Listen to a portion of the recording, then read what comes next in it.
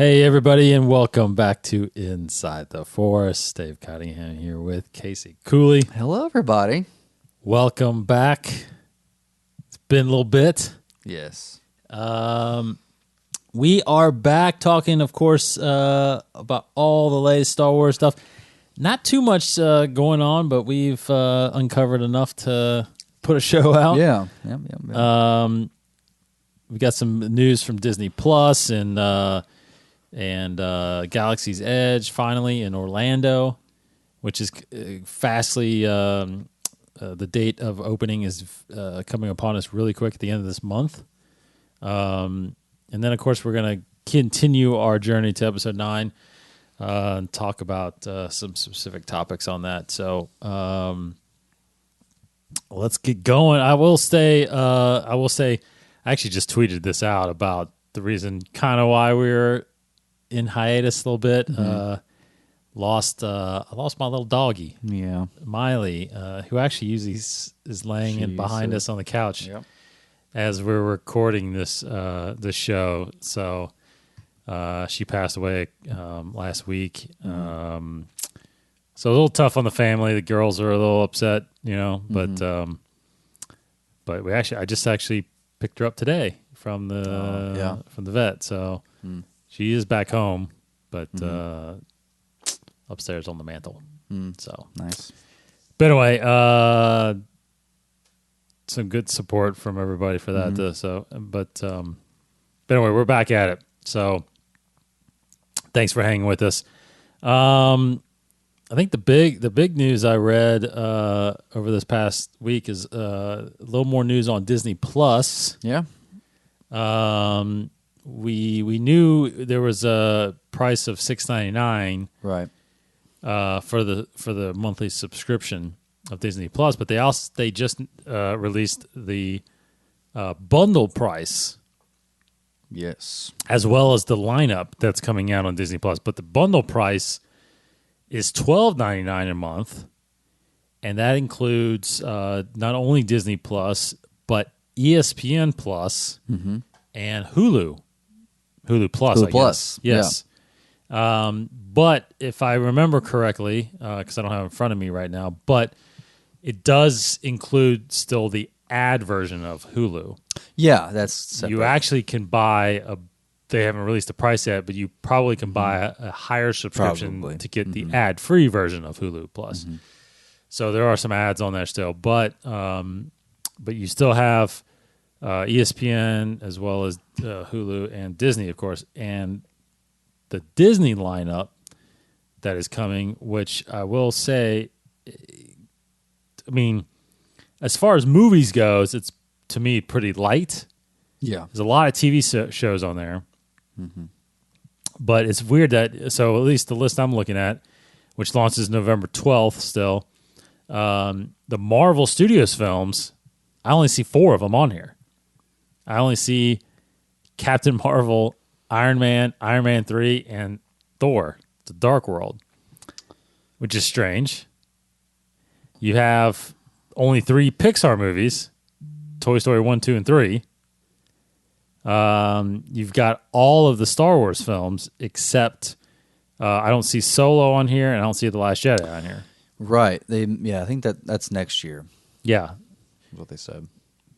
Is that, I guess, because Netflix has those right now? I guess Maybe. I don't know. May have time to run out. Yeah, maybe. You have a slew of Disney movies, like 101 Dalmatians and Bambi and Fantasia, Frozen. Honey, I Shrunk the Kids is going to be on there. The old Mary Poppins, Moana. Remember the Titans, which not many people know that's a Disney movie. Yeah. The Good Dinosaur, Little Mermaid, stuff like that. But then you have a ton of TV shows, popular ones like DuckTales, and you have Dog Whisperer, which is crazy.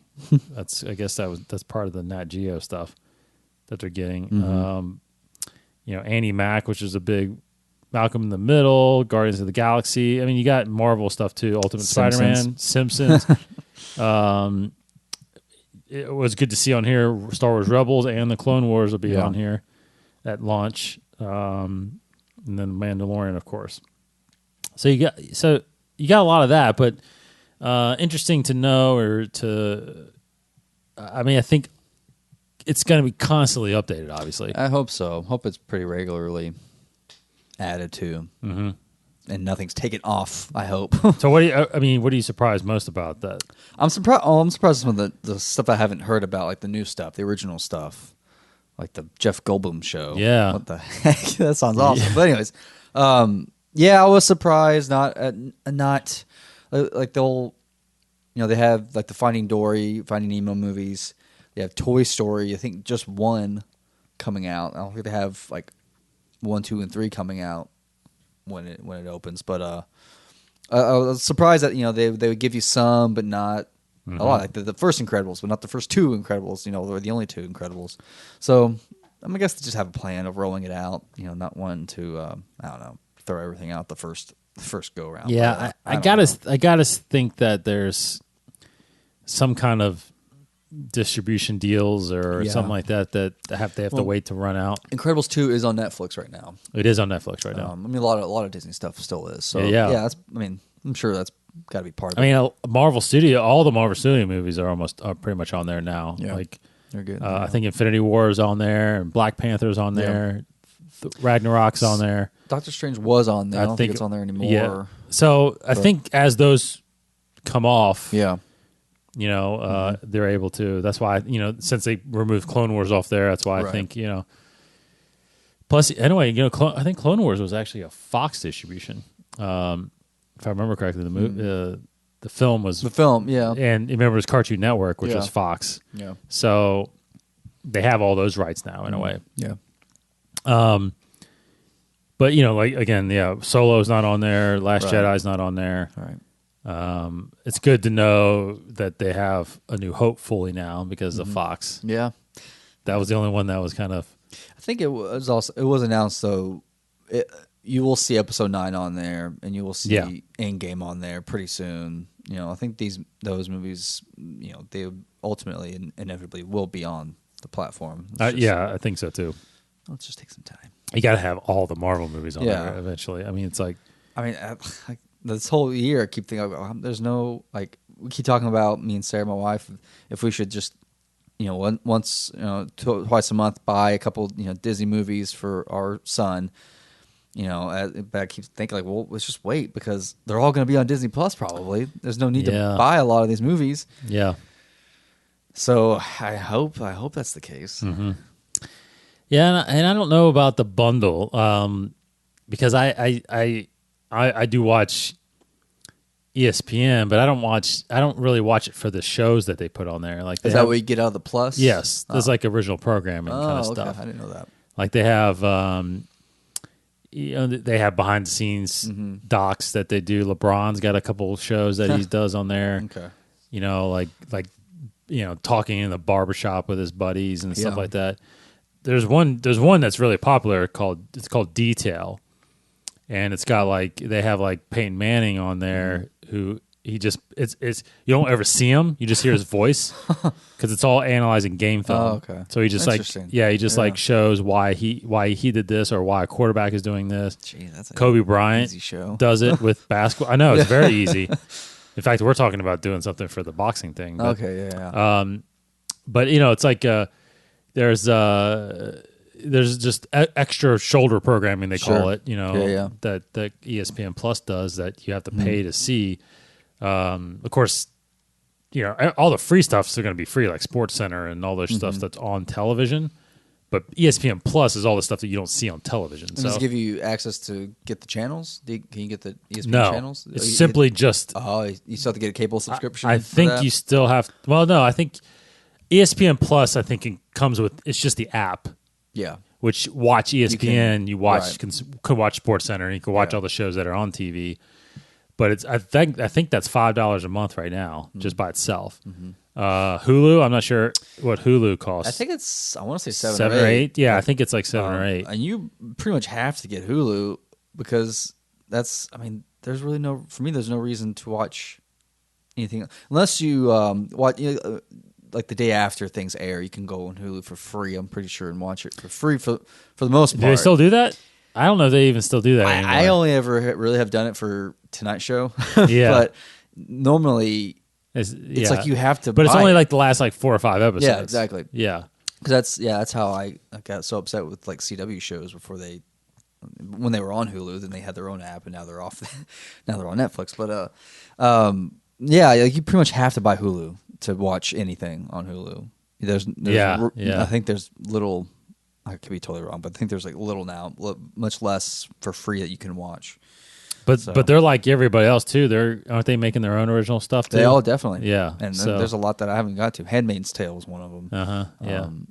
See, that's where it's going to get hard, is because Netflix is now building their own library of stuff. Mm-hmm. Like Stranger Things. Like you got to pay Netflix if you want to watch what everybody else is watching. Yeah. And Netflix is actually coming out with really good movies too, original movies. Yes. Yeah. So I heard some people talking online about this Disney Plus it's gonna destroy Netflix. I'm like, I don't know. Netflix is their original stuff. I think now, yes, they are going to hurt because they're losing a lot of they're these. losing. Yes, that's why it will hurt. But really, it's like Amazon, Hulu, and Netflix have a lot of the same movies. Correct. Because those platforms don't necessarily have their own over-the-top networks yet. Like Warner's getting ready to come out with Warner Bros. Is getting ready to come out with their big one. Yeah. Which the rumor is they're going to get rid of DC Universe and wrap that into that. Make the most sense. Totally make the most sense. And then of course I've heard Paramount. I've heard Paramount is going to try to do around. theirs. You can. I think you can only do it through a cable subscription, because I had it when I had DirecTV Now, because they have their own original programming. They have their own network channel. Network shows. Yeah. Not like a streaming thing. No. Because they have the Waco show. They have a Kevin Costner show. So, yeah, I guess are they doing their own? Are they moving more towards digital? Digital subscription too as well. So that's fine. I mean, as long that sounds like where everybody's going. It's going to be hard for Netflix. I don't know. It's going to be hard for Netflix to. I think they'll be fine, but they'll have to just do more original. They'll have to do a lot more original stuff. Yeah, and there. I mean, in all honesty, there's Netflix. Disney's already a distributor, but that's what Netflix is becoming. They're becoming their own studio. Yeah, basically, exactly. Is what they're doing. Yeah, they've bought out a lot of movies. Yes, but now they're actually But now they're producing and owning all these movies themselves, because they own Stranger Things. You know, so if anybody else wants Stranger Things, they got to pay Netflix. Right. And then you have Amazon that's creating all these new series. Amazon just dropped The Boys. Yeah, I actually just saw it which is massive.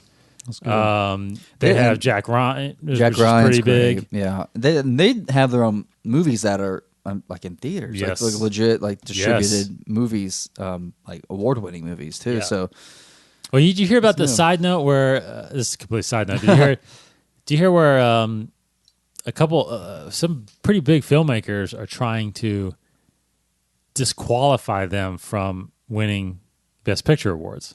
Come on. That's crazy. A movie's a movie, people. Yes, it's a movie. It is. It doesn't matter if it debuts on a streaming service or in a theater. It's the same thing. Yeah, people are watching it. Well, I've heard that kind of argument for TV shows winning Emmys and stuff. Yeah, and people kind of online. Yeah, kind of like online shows shouldn't. It should be cable broadcast shows. It's a show. It's a show. I mean, it's episodic. It doesn't. Maybe when this whole idea of web series first came about, I could see a distinction, because most of them were like 5 minutes. It's like short form, so it felt, I don't know, it just felt different. But even that, a lot of those shows are still winning awards. So there's no boundaries now. Everything's blurred. Yeah, you can have short form, just like they have short, documentary Oscars. short Oscars. Yeah. Anyway. Yeah. So anyway, Disney Plus. Complete tangent there, but Disney Plus is coming November 12th.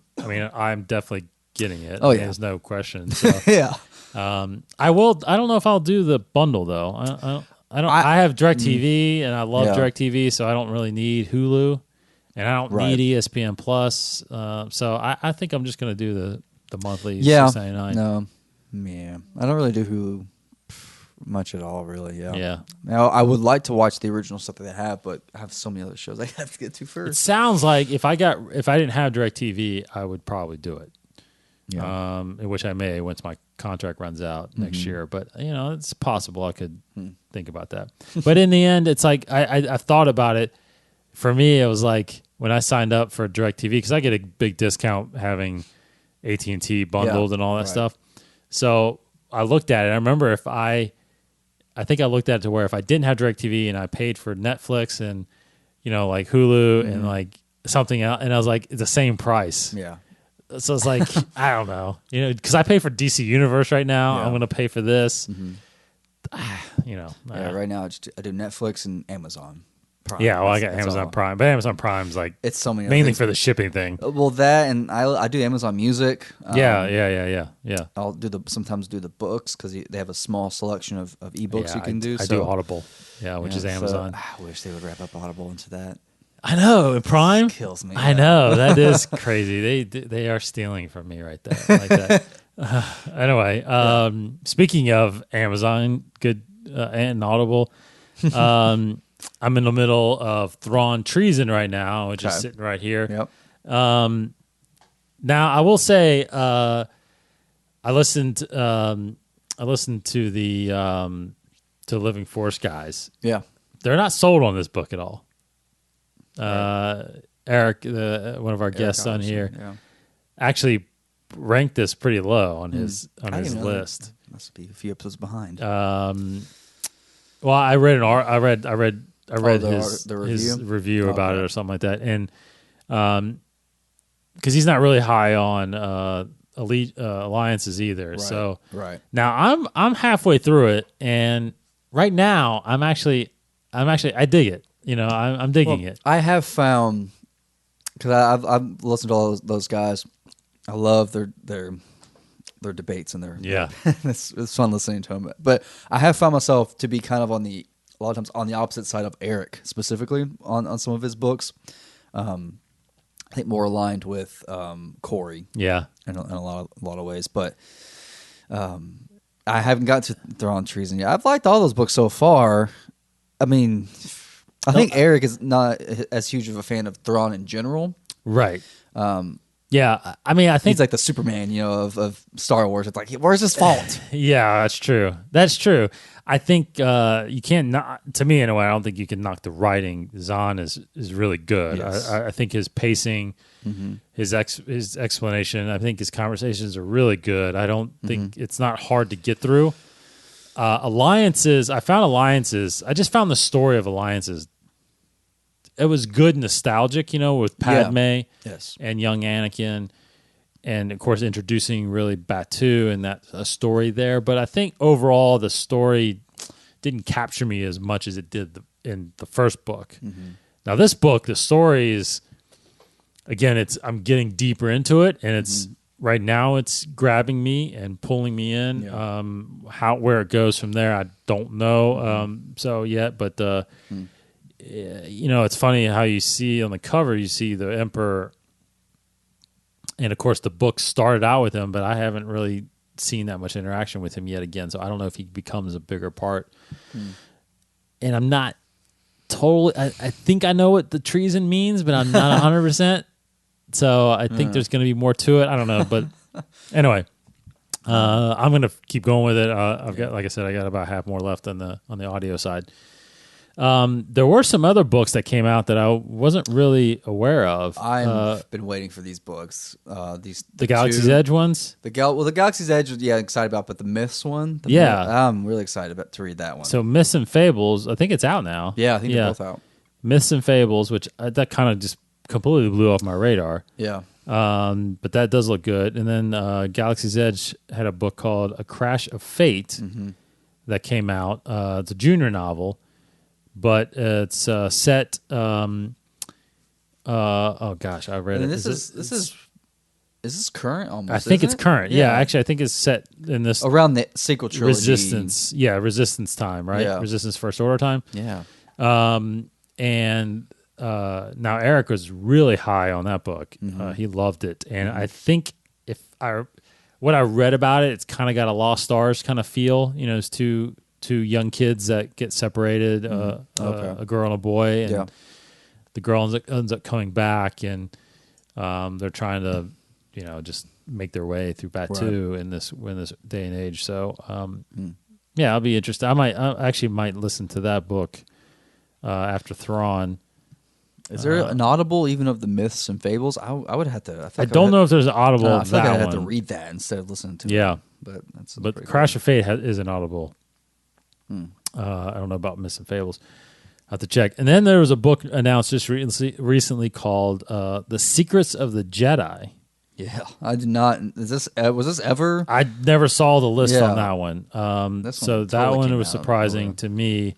This is a now it's not obviously not authored by Luke Skywalker, but it's from the perspective almost of, it's like Luke wrote all of this. Basically, the explanation is the Secrets of the Jedi promises to be expansive, incorporating lore from Star Wars, the Clone Wars, the Star Wars films, and beyond. To see Luke Skywalker address the Force priestesses from the Clone Wars and other iconic Jedi like Qui-Gon Jinn is especially surprising and sure to intrigue fans new and old. So it's basically a book from Luke Skywalker. It's his own history book. It's like his own history book, That's correct? Incredible. Yeah. Awesome. This will change my perspective of Luke and Last Jedi, just like the knowledge that he already has, because we've been asking this question for a while of what exactly does he know? Did he know? That's where right. Has he been taught and everything? And I love in Last Jedi, I've said this many times, where I love his reference of Darth Sidious. It's like it gave us a little glimpse of what he knows. You get the idea that he knows the real and full history of the Jedi, but we don't know. But until now, very exciting. Mm-hmm. Like, I'll just read this real fast. It has a part of the book. It says, under Jedi Masters and Knights, he writes, despite public perception, the Jedi weren't perfect. They were people, beings from countless species who had selflessly devoted themselves to making the galaxy a better place. In my younger days, it was their epic adventures on distant planets that inspired me. But now it is the members of the Jedi Order themselves who I find fascinating. Knowing who they are and how they serve the Jedi Order helps us follow in their footsteps. Many of these Jedi became one with the Force long ago, but their stories have lived on, and their names deserve to be remembered. And then he's got a page here that has Qui-Gon, Fisto, Obi-Wan, Ki-Adi-Mundi, Plo Koon, Shakti, Ahsoka Tano. Where did he get those pictures? Yeah, exactly. Did he draw them? Yeah. How does he know? So, interesting that he's got these. That's cool. Yeah, there's a surprising. Like it says, like Ahsoka Tano, which is crazy. Here it says Ahsoka Tano was a former Padawan, the Jedi term for an apprentice of my father, Anakin Skywalker. Does he know that? Does he know that? I guess he does, right? Yeah, this is all real. This is before canon. He turned to the dark side. During the Clone Wars, Ahsoka Tano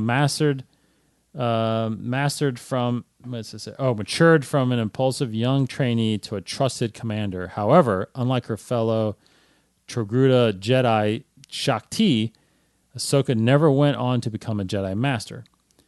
When she was framed for an attack on the Jedi Temple, Ahsoka chose to leave the Order despite being exonerated of the crime and walk her own path. After the rise of the Empire, Ahsoka found her calling, providing vital information and assistance to the rebel forces under the codename Fulcrum.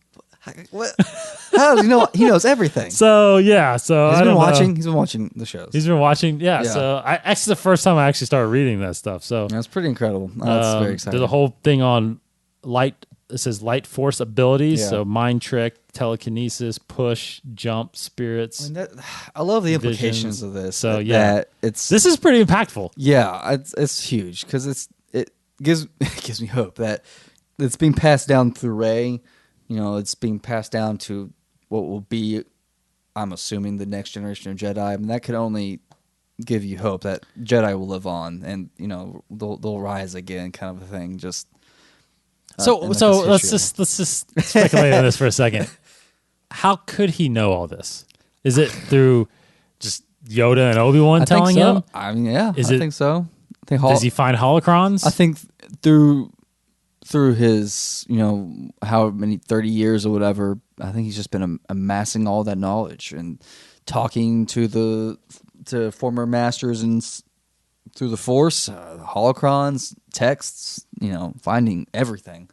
Because we still have not gotten any stories of Coruscant. What's happening with Coruscant? Yeah. We think that there's something still there, some kind of knowledge well that he can go into. But I mean Yoda. It seems like just talking to the Force, just talking to the ones that. Well, and it's interesting because I just before you came over, I just happened to go to StarWars.com and click the teaser again, and I'm reminded of Luke telling Rey, like, we passed it all to you, like now this whole thing. I gave you this book. I mean, she knows all of this, right?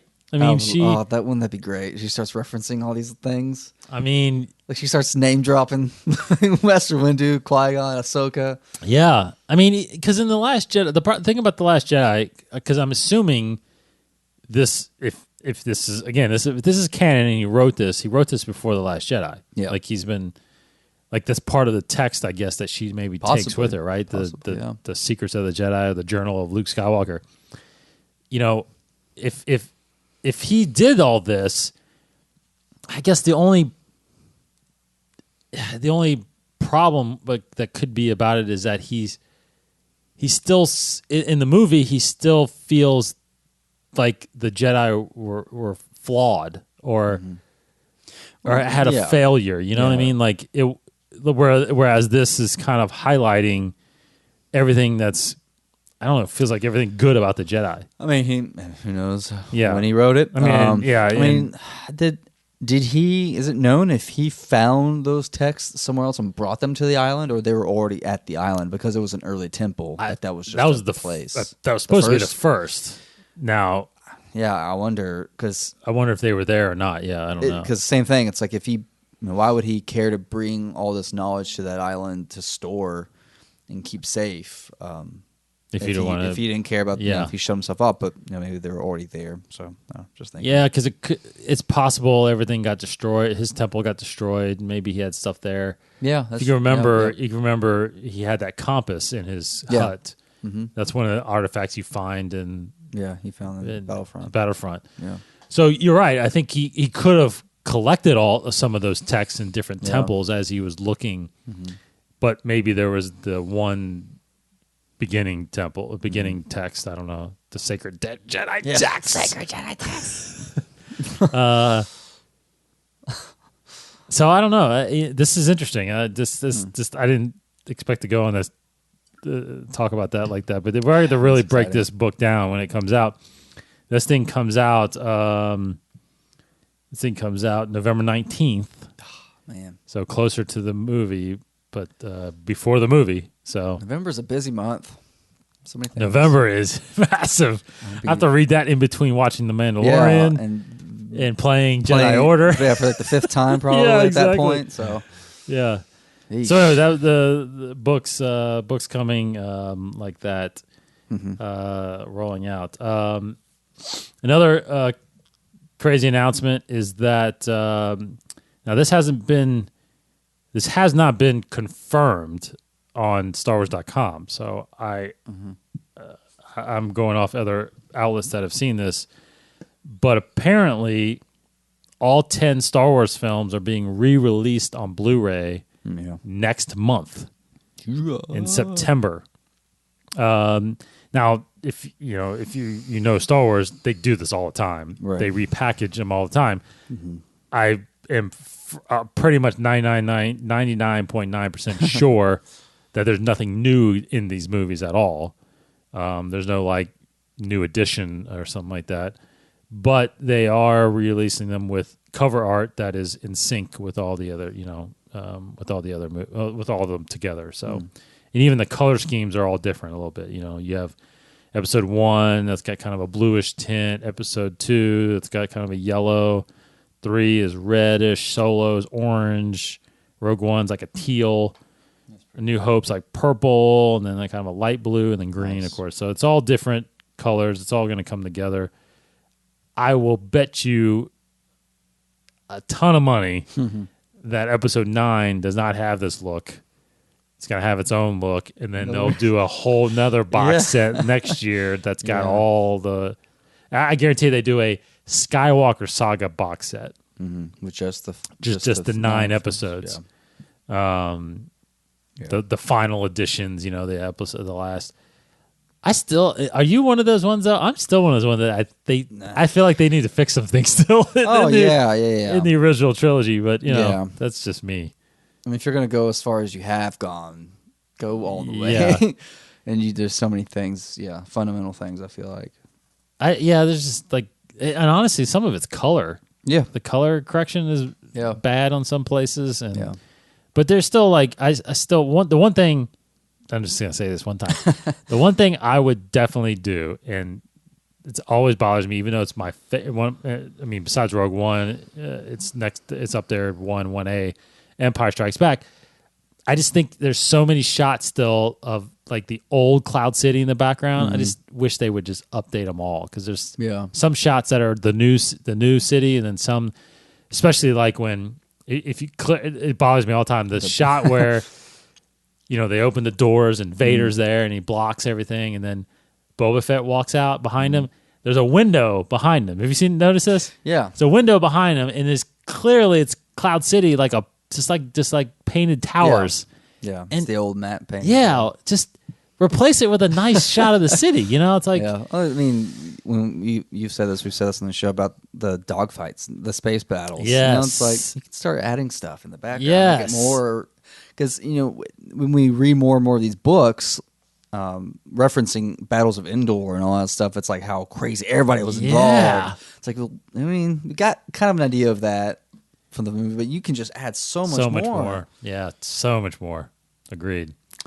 Just make it. I mean, like Rogue One is clearly like Rogue One and Jedi, Last Jedi. Whenever there's the space battles there are just different. So anyway, to be honest, I usually buy every Blu-ray. Right. I don't know if I will buy these. Because, for one, they've only said the Blu-rays. They haven't said anything about 4K. Gotcha. Right. So they've only done. Has Force Awakens been released in 4K? I don't know if they have. I don't know if it has. I don't know. I think I know Last Jedi has for sure, and I know Solo has for sure. I don't even know if Rogue One has. But I have the 4Ks for Solo and for Last Jedi. So unless they do now, I remember someone screamed on Twitter when I saw they're like, release the 4Ks of all this stuff. Yeah, will they do Phantom Menace and the originals in 4K? I don't know. I don't know if they're working on that or not. There's no announcement I've seen of that, but I'm assuming if they do, I'm so on the digital train right now, just buying it online. Yeah. Right? Oh yeah, I'm buying less and less Blu-rays now. The last Blu-ray I bought was Force Awakens. Yes, yeah.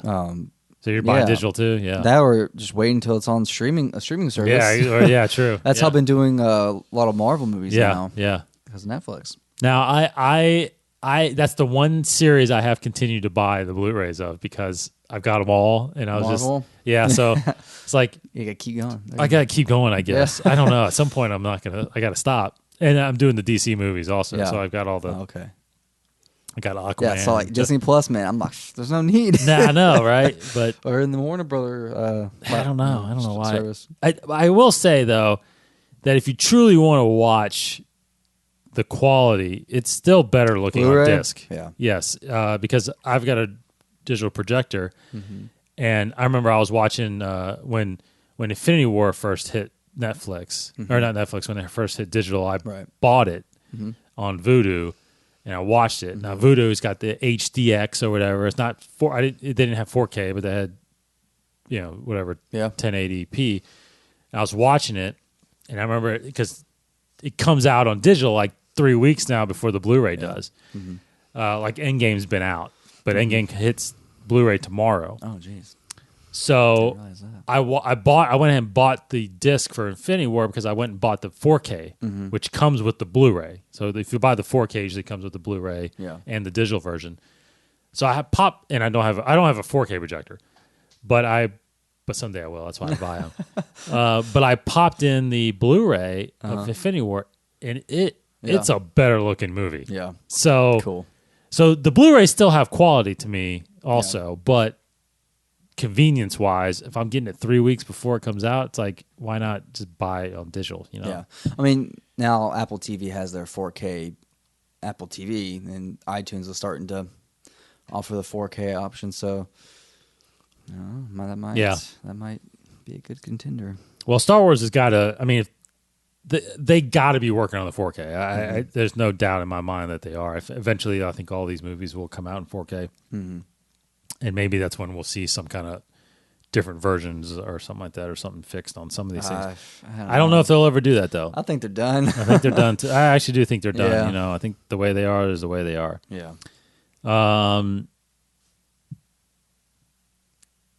So that's the last kind of bit of news there. The only other thing too is Galaxy's Edge. Galaxy's Edge, they mentioned. So they did this in Disneyland when it opened in May, but they did early reservations, and they are taking early reservations now for Galaxy's Edge opening in Orlando, which opens August 27th, the end of this month. 29th, right? August 20. Is it 29th? Oh, yeah. Maybe it's 29th. Yeah, I think you're right. I think it's August 29th. But you can do reservations now for 3 different things right now. One is Olga's Cantina, where you can reserve your time. You can go in and get a drink and some food. They're also doing the Droid Depot, where you can build your own droid, and they're doing Savvy's Workshop, where you can build your own lightsaber. Yes. All of those things cost extra money to do. This reservation just guarantees you a spot. I don't know what my spots are, but I have reservations for the time I'm going to be there. I have something. I have Olga's Cantina, and I have Savvy's Workshop. I think I have the Droid Depot, but I'm not going to build a droid. Right. Yeah. But I'm just going to go in and look around. You're going to buy the $20,000 droid. Yeah, exactly. I want to build an R2, actual life-size R2-D2. But Savvy's Workshop, I'm definitely doing. Now, I also have, because I'm staying at a resort during that time, I have extra morning, early magic hours. Clever name, yeah. So I think I can go 7? like 6 in the morning. 6? I think it's 6 in the morning, where the park doesn't actually open until 9. Right. I can go to the Galaxy's Edge and I can do all this stuff. It's nighttime. Pretty much, yeah. And I'm going. I mean, I already told my wife. So I'm there, I'm there first part of October, about a month after the park opens. So who knows how busy it's going to be. You're going to try to get there before that? Because I've already got a vacation planned for Fort Myers, Florida, the week Labor Day weekend, that full week basically. Oh yeah, so you're right after it opens. Yeah. Oh, that's so right. I'm kind of looking around. I might try the Tuesday during the week. Maybe it's less busy. But, I'll try. We'll see. Yeah, totally.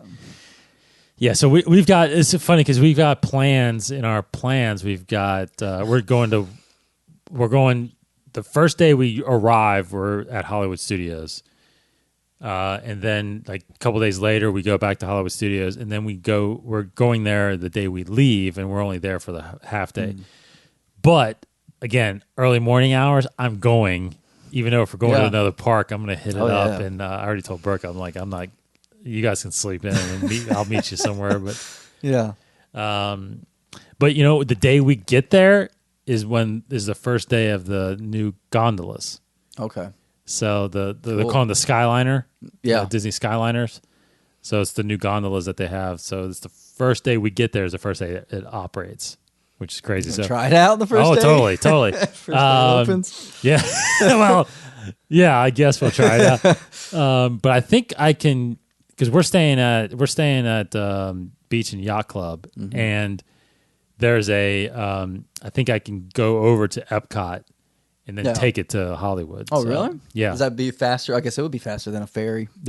Well, I don't know if you get... You do ferry from the boardwalk to Hollywood? To Hollywood Studios. Oh, yeah, you're right. You can. So, I don't know. I have to see. I if they're not running that early for extra. Well, that's true. I don't know what time they're running. It's not. I've walked from Beach Club to Hollywood Studios before. It's doable. It is doable. Yeah, it's not bad. It's not bad. I might just run. Yeah, get out of the way. Okay, so that's kind of all the big news. I saw there's a lot of stuff. If you watch the Star Wars show, the latest one, they've got a lot of original content stuff coming to Star Wars Kids, the YouTube channel. You just watched that Star Wars rollout thing. Yeah. It's a little animated series that's going there. But they got a lot of drawing stuff and that's cool. Stuff like that. Okay, let's talk. Let's just talk briefly about our journey here as we again continue to episode 9, the Rise of Skywalker.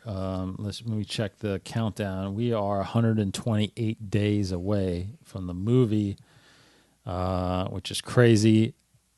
Now, we didn't really talk about it either, but I'm sure there's going to be a lot more. D23 is next weekend, August 23rd to the 25th. Mm-hmm. There's, of course, rumors that we haven't heard anything because they're going to announce a bunch of stuff there, but I don't know because there's not really any panels around. Yeah. Episode 9, there is a Disney Plus panel that everybody's waiting for, right, which is the Friday evening or Friday late afternoon, where there's a big Disney Plus one. So speculation that there's going to be more Mandalorian stuff, more possibly Clone Wars trailers, stuff like that. So even though Clone Wars isn't going to be debuting when it opens. Right. So anyway, D23 we'll talk about. We'll kind of speculate next week on what we think is going to come on that, but that is next weekend. That is one place I'd love to go hang out to. It's in Anaheim, of course, August 23rd to 25th next weekend. So anyway, our journey continues to episode 9, The Rise of Skywalker. We've kind of gone through the eras a little bit of the prequels. We hit on, if you look back and go back to some of our previous episodes, we've, talked about the Chosen One, and we talked about Qui-Gon and Dooku and the State of the Republic and Padme, and kind of how those elements and pieces are going to echo at all in episode 9, or whether or not they will. So good talks that we've had. You can listen back on those. Now I wanted to kind of do, because starting next week we'll start transitioning more into the original trilogy era, and what pieces of that are going to kind of see itself through to now, because we're actually getting more into Vader and Palpatine, and a little bit more of because again, for the longest time we thought that those stories were wrapped up in 4, 5, and 6, and now we're discovering that Palpatine's not done. Right. It's possible Vader or Anakin will be back. Yeah. So now, but before we get into that, there is 19 years before episode 3 and 4, right? And it's relatively untapped. Now, we've had stuff like Solo and Rogue One, which is right before episode 4. We've had the Rebels TV series that came out that kind of sums up. But even if there's a ton of comics right now that's kind of filling in. The Vader comics are filling in some of the gaps of him. There's no, I wanted to say there was Dr. Aphra, but I think Aphra is during the... There's been a few issues of Star Wars that, like the Obi-Wan Kenobi stories. Yeah. That kind of... but relatively untapped era, especially that 14-year gap, because the last 5 were Rebels. There's a lot of going on there, but I don't know. I was just kind of wanting to hit on like what mainly what are we? Is there anything in that era? Is there anything during that time that we should be focusing on or talking about or maybe stories that maybe we want to know or hear about as we that could help us maybe define some of these characters that are going to possibly show up in episode 9, namely the Emperor and possibly a Vader. You know what I mean? Like, what are these guys? What's going on in this? You know, we got some of it. We actually got some of it with Thrawn too, but like, what's in that era? You know, I mean, I know we're maybe getting an Obi-Wan series that could fill some of that. I don't know. We've gotten some good books in that era. Goodness, I think I don't know if there's any so far super tasty like Easter egg that's like if only we knew, like this could give us a good glimpse of episode 9. I don't know if that is existing right now. I think there's so much that we don't see that could clue us in, such with like the Emperor, because I think during this time he's building his contingency plans. Yes, true. You know, he's writing Cinder. You know, he's planning it all and kind of getting all that fail-safe stuff into motion or into the reserves until the worst-case scenario happens. So, you know, I like to think that he's just really conniving something awful, which we will see in episode 9. You know, I don't think in episode 9 we'll get any kind of, who knows? Well, I don't think we'll get any kind of flashbacks, kind of that's during this dark time era with like Emperor or like any Imperial, because I like to think that what's his name? Pride for Allegiant General. Something Allegiant Admiral or something like that. Pride, yeah. I like to think that he has ties to the Imperial era, and he's kind of from that same, because I think the age works out. Yeah, right. I think so. I like to think that he's somewhere in this time, but we obviously haven't seen it in a book. But I can't think of like any glaring. I mean, there's stories within this era that I would like to see more of, such, you know, like everybody wants to see more of the syndicates and all this, you know, and the underworld stories. Right. That's a whole cinematic universe is waiting to be, you know, put on screen.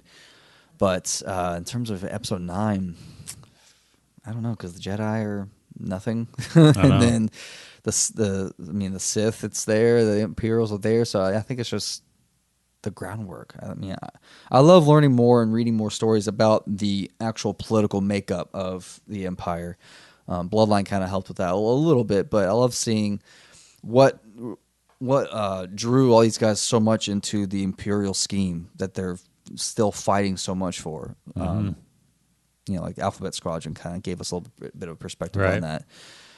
Just like the Empire could have worked if they weren't just such, you know, genocidal maniacs. You know, they could have. They had order. So I don't know. I can't. That's hard. I think they're keeping it super. Yeah, you bring up a good point about Palpatine, because I think it's interesting to think about, like, if he truly thought the Jedi were wiped out. Now, he didn't know. He obviously didn't know for sure, because, you know, and as we learned in one of the Vader comics, is that there was a list of Jedi that they believed survived Order 66. Yoda was on that list. Obi-Wan, I think, was on that list. You know, you had others like Jocasta Nu, and whoever that was. I can't remember the name of the... Quinlan was on there. Boss. The Jedi that Vader killed to get the crystal for his saber. Right. You know, you had Jedi out there that survived. So you believe what was happening, which we heard from Obi-Wan episode 4, which Vader helped the Emperor hunt down and destroy the Jedi Knights. So how long did he do that for until he was satisfied? I'm done. Yeah, well, you gotta imagine at some point he probably stopped, and then all of a sudden Kanan and Ezra pop up. Yeah. And Rebels, and then now he's got to take them, and then Ahsoka shows up, and even though she's not a Jedi, she's still Force sensitive, because, you know, there was an episode of Rebels where they're still going after Force sensitive children, right? So, it was this long, you know, mission of destroying all hope for the Jedi, even though they kind of were out there. So it's true that, like you said, Palpatine started thinking of contingency plans. Like now, did he foresee? Because he keeps saying he foresees things, right? He does. I think he's got amazing, clairvoyant abilities. The fact that he built those Sentinels to invoke Operation Cinder if something happens to him. He was creating those little those stations, like he had in Jakku. Those bases all over, Oh my gosh, with artifacts and stuff stored in them. So it's like he had this ultimate plan. It's almost as if he knew something was going to happen to him eventually, like what happened on Endor. He was mapping the unknown regions too at this time, right? That's right. So he's definitely, and that's what I love. Like he's obviously got the religion aspect of the Sith, but he's very scientific as well. I love that he's like creating the Sentinels, a very practical way of trying to just keep himself around. So maybe we'll find that in episode 9. Maybe it's cloning or something like scientific like that, like where he's keeping himself alive because he doesn't believe he can do that through the Force.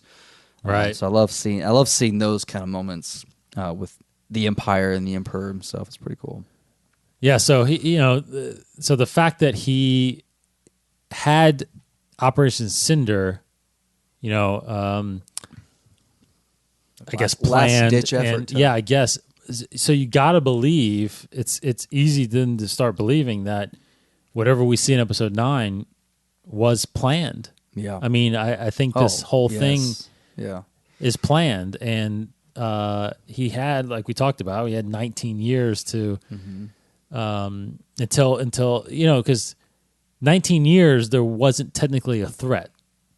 He didn't. I feel like there wasn't a threat until he knew Anakin had a son. Like he is the threat that could end. Yeah. He didn't see Luke, did he?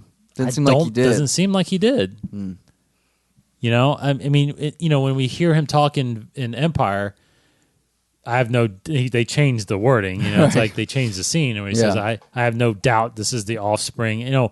Why doesn't he have doubt? Now, if you recall, again, many people know about this, maybe, but Vader was told the name before that scene. Right. In the comics, he knew it was Skywalker. And that information came from Boba Fett. So, when he's like, how is that possible? It's like, he knows it's possible. He knows that Padme was pregnant. And obviously, because then I'm pretty sure he even goes and goes to her. Doesn't he go to Naboo and Naboo and sees if the baby was there? I don't know. He does something I can't remember, but he goes something to kind of get clarification of whether or not she died with a child or not. And of course, he doesn't know about twins, but he does know that there's a Skywalker out there when the Emperor is addressing him in that. So how does the Emperor find out? Does he sense him? Does he get told? I don't think we know that answer. But it's clear that, I mean, we're talking mainly this era. How did Vader and how did Palpatine build this empire up?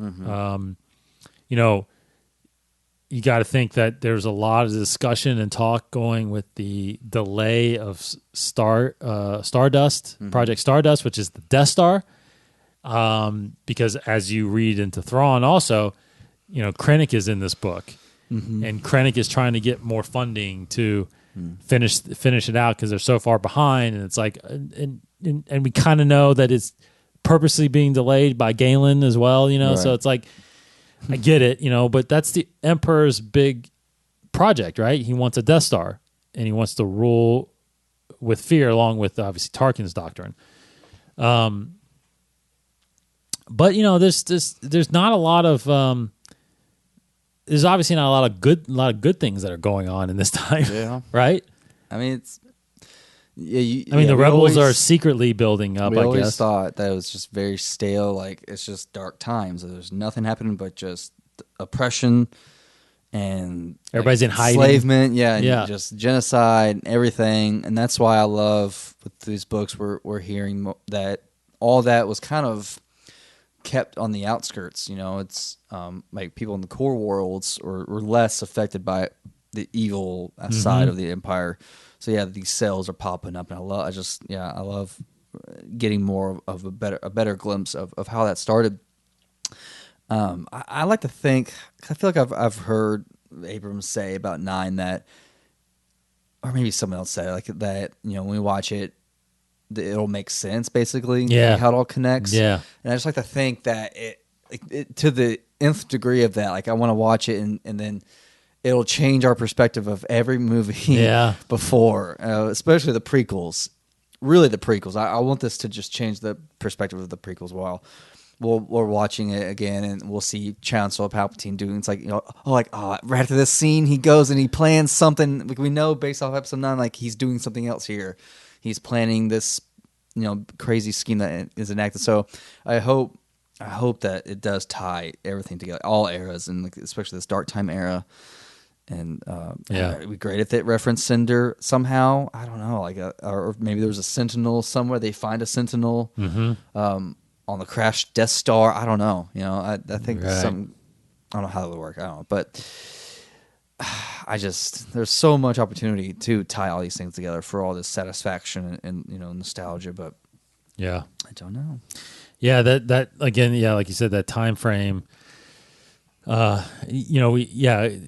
We kind of, I think we do kind of, before all of this, tended to think, the Star Wars universe was like Obi-Wan, just laying back and waiting, right. But you're right. I think what would be interesting to see and know, because I don't think we've really seen it, is because Imperial City, which was Coruscant, right? So they kind of redubbed Coruscant as Imperial City, so the Senate was still there through this whole time. Palpatine was there. His temple was the Jedi Temple. He converted it into his office. It'd be interesting to see, because like you said, a lot of the oppression was the Empire invading all of these kind of outer rim worlds and resources, grabbing all the resources to build the Death Star, and build the fleets and all this stuff, right? But the core worlds, Coruscant, Alderaan, Naboo was pretty safe, Chandrilla, all these core worlds that have highly populated Hazian Prime, it's like you can imagine everybody probably lived their life normally, but the propaganda that the Empire put on these people. So yes, you remember books like Inferno Squad and stuff like that, where Iden talked about how the rebels were the terrorists. Yeah, right. I mean, they were the terrorists. Right. Like, how could this group of rebels? They're defying the government. Yeah, it's like that perspective was just fed by the Emperor and everybody. You think about it, over 19 years. How do you not believe? That the whole generation. The Empire is the right and the rebels are the wrong. You know what I mean? So it makes you wonder when finally, they murdered the Emperor. The rebels murdered the Emperor in Endor, the Battle of Endor. And again, I think we will get a glimpse of this a little bit in The Mandalorian, where do citizens truly believe that what happened was a good thing? Yeah. You know what I mean? Like, oh my God, now are we taken over by these anarchists that are taking over the, you know what I mean? Like, it's a whole different point of view to that we don't think about because we know the true story. But now these people don't know the true story of the Jedi and the sinisterness of the Sith and the Emperor. Yeah, it's interesting to get that perspective. I think of right after Return of the Jedi, we see in the movies all these places partying and all this stuff. It's like, well, truly, did really people know what was happening? Because Coruscant was one of those that were people were celebrating, but did they really feel oppressed? I mean, I'm sure there were.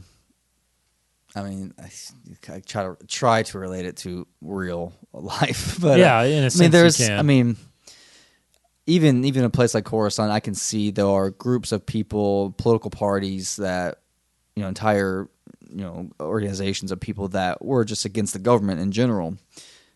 I mean, I don't know. Yeah, I don't feel like we've seen many stories of oppression. I mean, you did have people acting behind the scenes like Bale and Mothma and all them. So there were, like you said, but there were a lot of political, I guess, groups that followed and knew. But citizens, I don't know. You got to think too. At the end of Jedi, there at that point, 4 years, 5 years. The entirety of the original trilogy is 5 years. Yeah. People at that point, I think, do believe of the evil because I think Alderaan was a turning point. We got that. Lost Stars highlighted that a lot and did very well at highlighting that. Where, you had again the propaganda. People, there were characters in that book that were kind of affected by it, but they ultimately kind of believed into the fact that they were. Either they were evil in Alderaan, they were against the Empire, or it's a tool to use now, where now everybody else will fall in line because they're too afraid to be destroyed. I remember there were scenes in Lost Stars where people were afraid at any moment they could be next, the planet could be next, that's right, and just be blown up. So I think it was that idea. Then suddenly, galaxy wide, people were hearing stories of even the core worlds. It sounded like the Empire's destroying planets.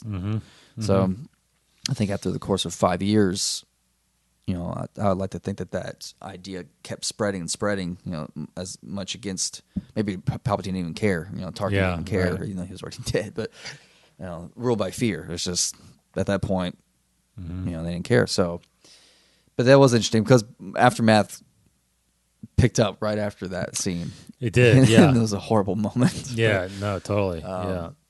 No, I love that. That's interesting. Again, changing perspective of movies. And all that. That's what all these books and again, I think it comes down to my hope for episode 9. Like you said, if it's truly going to tie up, I think it should hopefully clear the air in the galaxy of what really happened. Yeah, and it becomes kind of a history lesson for future generations that this is what really happened. Yeah, this person took over the government, was evil. Like a great moment, like Rey giving a speech or something like that. Yeah, oh gosh, yeah. I don't know if Chancellor Palpatine is evil. I don't know if Leia survives enough to do that, but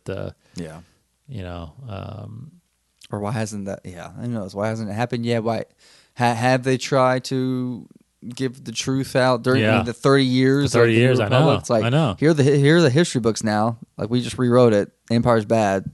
Yeah, Jedi are good. Yeah, I don't know. I don't know. I mean, you definitely would have a lot of the part of the galaxy that already knew that. Not companies, but planets like Tatooine and it sounds like Mon Calamari and stuff like that were, fully taken advantage of by the Empire. Yes. I mean, Solo, Mimbam, right? I mean, yeah. I mean, he's like, why are we here? We're the ones taking, opposing our will. Natives, they live here, or whatever. Yeah, it's like they're doing that all over the galaxy. So that was a good moment. That was great. Yeah. So it's see, you should watch Solo. Solo's Come good. on. Yeah. Okay, so that was we could talk on forever, I think, about that topic because it's a big discussion. But next week, we're going to dive into the original trilogy era as we kind of analyze episode 4 and take some elements from there and see where we're going to go with, because now we're into the characters that have shown up in the sequel trilogy. Characters like Leia and Han and Chewbacca and Luke. So we will dive into that and much more as we count down 128 days. I mean, literally 4 months, right? Are we 4 months away? September, October, November, December. 4 months away. 9, 10, 12, yeah. 4 months away, literally, from episode 9. Their conclusion. Almost to the day, yeah. Almost to the day, yeah. In 7 days. 4 months and 7 days, basically. Again, D23 next weekend. Some stuff hopefully will be coming out for that. The only other thing is the book release. Black Spire, the book Black Spire, the adult novel will be out August 27th. That is this month. That is going to hit your bookshelves and audio and Audible August 27th. So definitely going to dive into that when that comes out. And, of course, remember to join us on Facebook. Our Facebook group is just go to our Facebook page, and our group is right there if you want to join and get in on the conversations there. Of course, follow us on Instagram, Twitter, Facebook, all that's good stuff. Casey's Kryptonian1138 on Twitter. I'm decodinghim21. Hope everybody has a great, great week. Be good to each other and enjoy Star Wars. For Casey Cooley. If you define yourself by your power to take life, then you have nothing. Oh, kind of butchered that a little bit. That's Ben Skywalker. Gosh, what am I doing? Ben Kenobi in Rebels episode Twin Sons, talking to Maul. So we're in the era. I actually wasn't familiar with that line. If you define yourself by your power to take life, then you have nothing. It's hard for me to do. Nice. His Obi-Wan voice is late at night. And always when I start Obi-Wan, I always end up as a Beatle. So I'm one of the Beatles. It's hard to keep it for me. He is English a little bit. Yeah. So. Old English. Good line. Good line. Yeah. That's a great episode. A great episode. Yeah, great episode. I do want to rewatch Rebels. Yes. That's one of my things later this fall. Thanks, everybody. Hope everybody has a great week. Take care. We will see you back next week. He's Casey. Goodbye, everybody. I'm Dave. May the Force be with you.